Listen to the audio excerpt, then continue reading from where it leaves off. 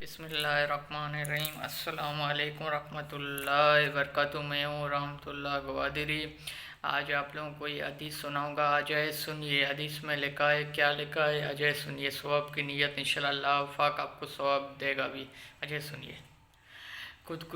خودکشی کرنے والے کی سزا۔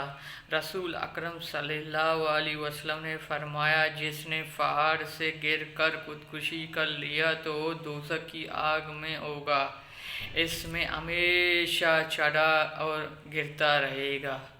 جس نے زہر پی کر خودکشی کر لیا تو اس کو زہر اس کے ہاتھ میں ہوگا، جس کو دوزخ کی آگ ہمیشہ پیتا رہے گا۔